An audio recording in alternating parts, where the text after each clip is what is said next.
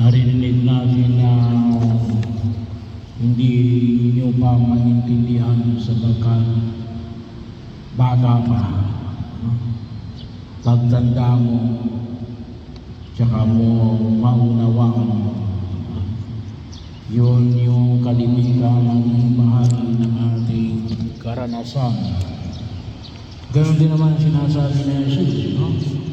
May mga bagay na gusto sabihin sa atin ni Jesus sa ngayon, kaya lang hindi namin maunawaan sapagkat wala pa ang Espiritu Santo, no? Na siya magbibigay ng kaliwanagan. Sabi nga po natin, ito yung Espiritu ng katotohanan. Ito yung Espiritu na magbibigay sa atin ng gabay, ang patnubay, ang paanyaya na ibinayo kahapon ay ipinamamanig sa atin ng bumikapan na sa pamagitan lamang na Jesus natin maunawaan ang tungkol sa kasalanan sa biyaya ng Espiritu Santo. Ngayon, ipinamamanig sa atin natin na mas maunawaan natin ang mga bagay na ito ngayon sa tulong ng Espiritu Santo. At alam natin higit na makita natin ito sa pagkilos ng simbahan. Kaya napakahalaga rin malaman ang mga ilang mga katotohanan na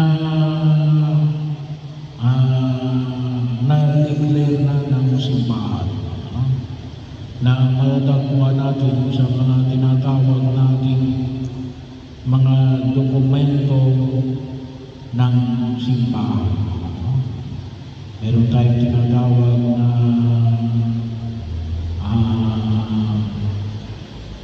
Constitution. Meron tayong tinatawag na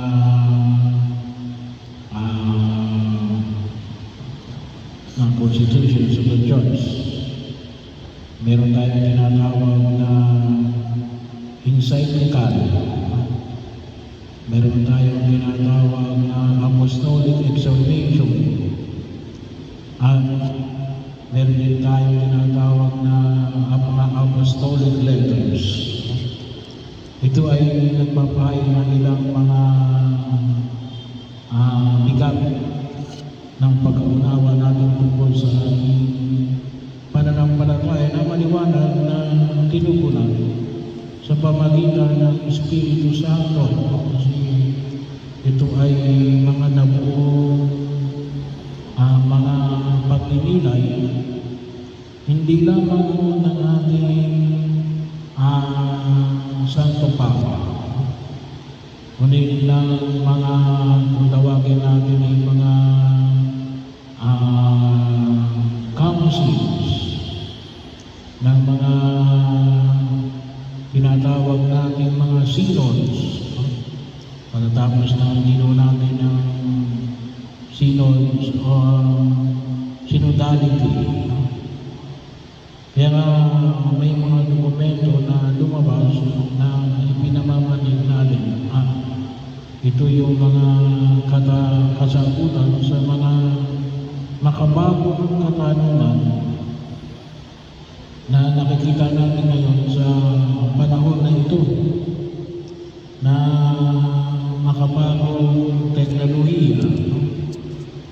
Kaya sabi ko isa sa mga dahilan kung bakit ito'y mahayag mismo ng ating Santo Papa, yung kung bakit niya ginamit yung lay.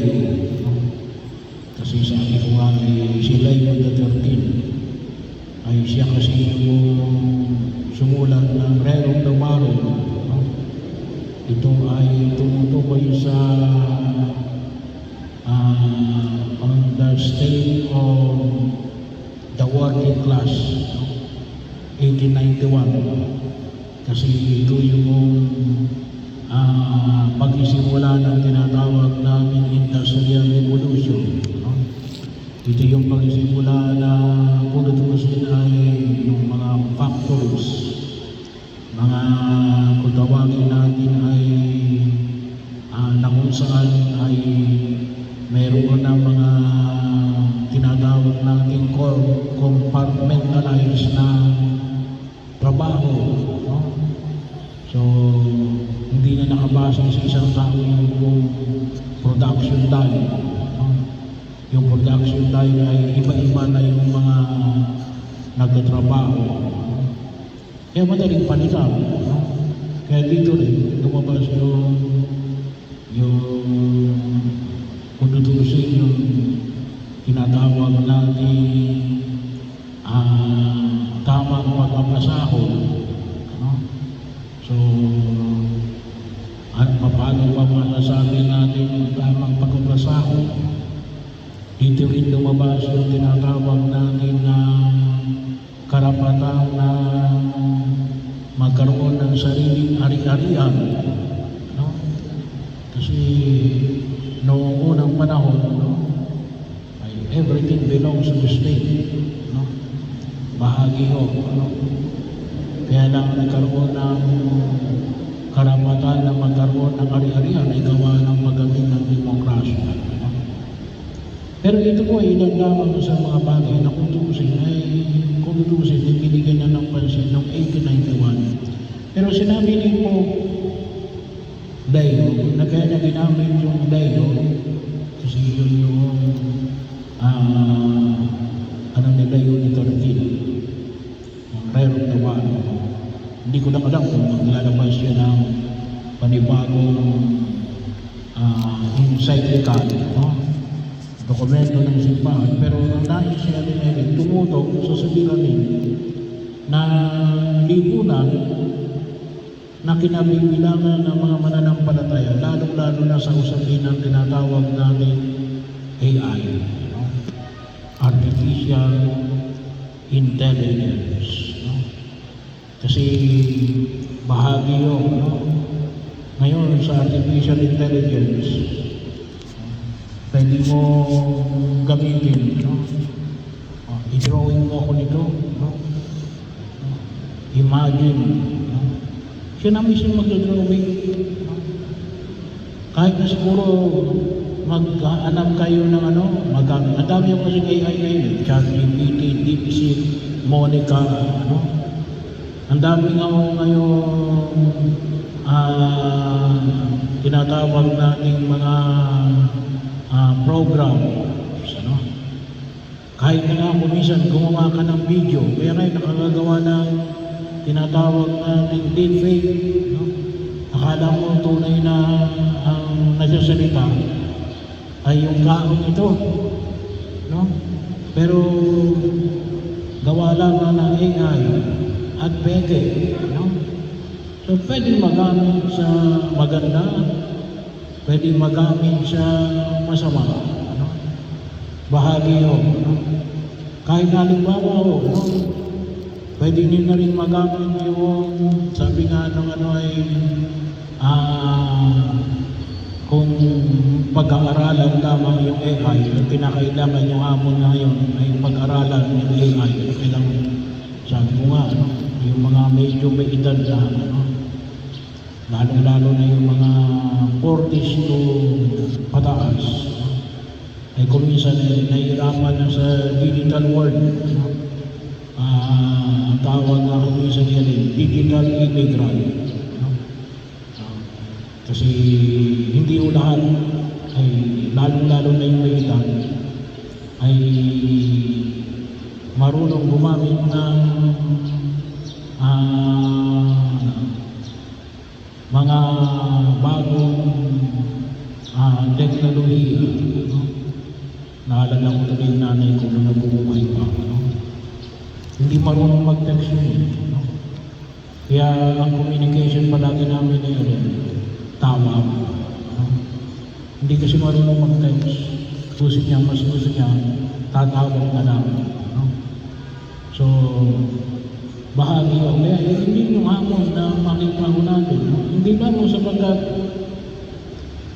may mga tao madidisplace ng mawawalan ng trabaho, gawa ng pagdating ng AI.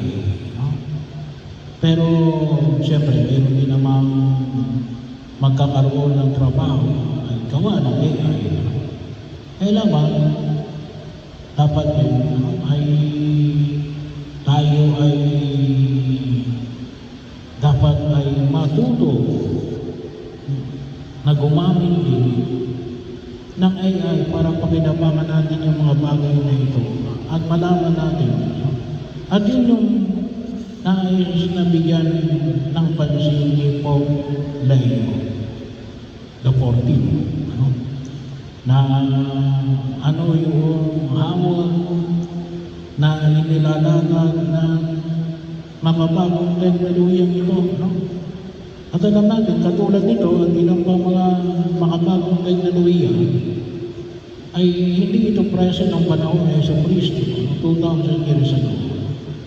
Kaya ngayon, kinakailangan natin, hihilingin natin ang tulong ng Espiritu Santo, no? Para gabayan tayo sa pagtugon sa biyaya na ipinagkakaloob ng purong may kapal, no? Sa pamagitan po ng mga bagay na ito, no? Katulad na lang halimbawa ngayon, no? Sa giyera, no? Uso na ngayon yung drone, no? Yung papasok sa iyo, yung gumigera sa iyo ay drone, parang helicopter, no?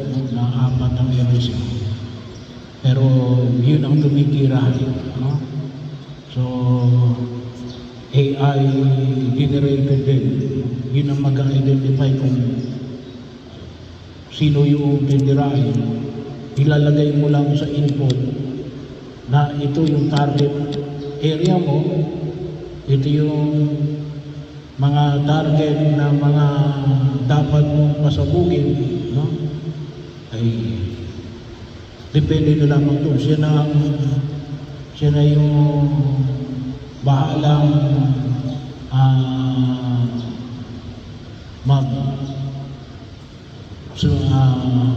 tawag ito, ang mag-attack. Pwede rin yung magamit sa farming. No? May mga robot din, mga kung tawagin natin ay mga katulad ito natin, siya na yung magdidilig, mabilis, no? Madidilig ka agad, kasi drones na yung gumagawa, no? Dinidiligan na lahat yung automatic na, no? Pwede mo nang i-schedule, no? Sa araw na ito, ganitong oras, no? Siya nang bahala ang magdilig, hindi kaya ang mag-fertilize, no? Doon sa lupa na iyong pinagtatamnan. Yung bahagi yun, no? Pero sabi nga natin, isa pa rin yung pagkilos na tinakita natin, gagabayan tayo ng Espiritu Santo, no? Kasi yun pa rin po yung hamon, ano? There is always a struggle between good and evil, no? Medyo nag-iiba lang tayo ng armas, no? Mas naging makabagong armas. Pero kung natusin, ito pa rin yung isang pakikibaka, ang kabutihan laban sa kasamaan. Ang kinakailangan, sabi na ni Pope Leo, na hingin natin ang biyaya ng Espiritu Santo upang gabayan tayo, at most probably ay maglalabas ng mga pag-aaral at ng mga pamantayan ng simbahan tungkol sa mga bagay na ito. sa tulong ng Espiritu Santo.